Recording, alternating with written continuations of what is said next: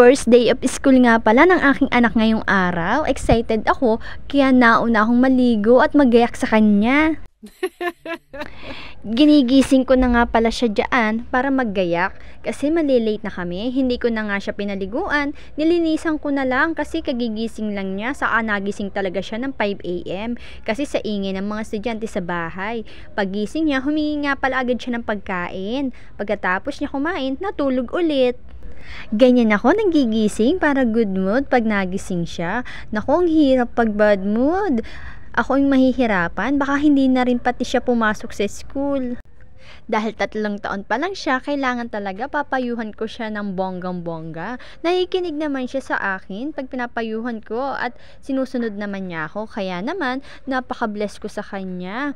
Una nga pala, sabi ko sa kanya, huwag siyang iiyak pag iniwanan ko siya sa room niya. Ang sagot niya sa akin, opo mami, good girl na po ako.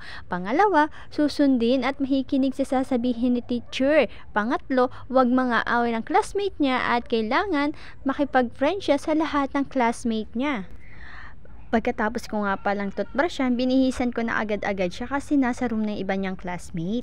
Malapit nga lang pala ang papasukan ni anak dito lang sa aming barangay. Kaya sabi ko, if makaramdam siya ng pagdumi, magpaalam kay teacher para umuwi. Sa bahay ko na nga lang pala siya pinadudumi. Gusto niya kasi pag dumudumi siya, kasama pa niya ako sa CR o kaya nakikita niya ako. At habang nakaupo sa bowl, nakikipagkwentuhan pa siya sa akin.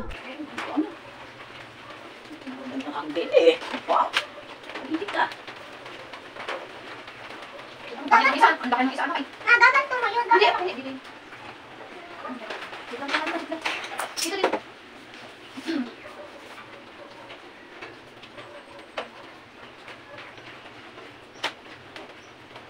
Bakit ganyan yun? Balik ka ganto. Yung anak ko naman gusto ko.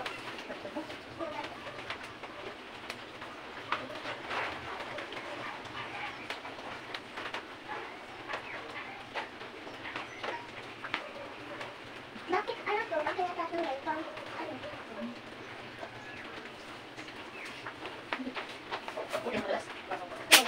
Wag. Ay, ang gusto ko. Pilipin naman. Papasok na. Very good. Ay.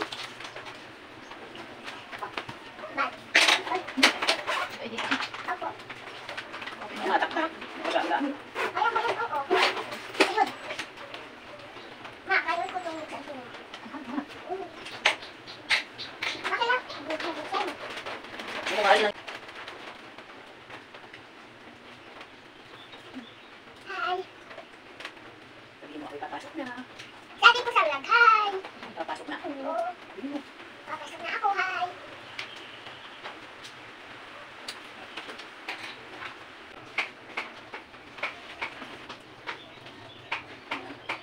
Tingnan.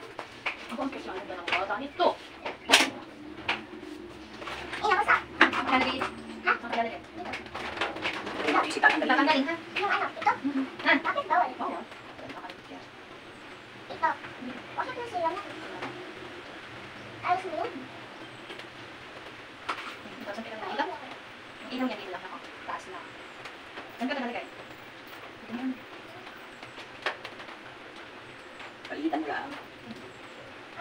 Mag-alas ito na. Ma, 5 na. Ngay, nipindot ko yung oras ko. 5 na. Ay na. Tingnan mo. 5 na. At 6. Abad. 5 at 6. Bilis na. Na nailo. Oh, maganda. Bang sa kabil nailo to.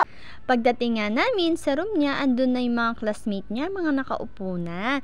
Pagkaupo nga niya, behave naman. At syempre, iniwan ko na din agad siya. Kala ko nga iiyak kasi ang tahimik niya. Buti na lang hindi umiyak nung sinabi kong uuwi muna ako.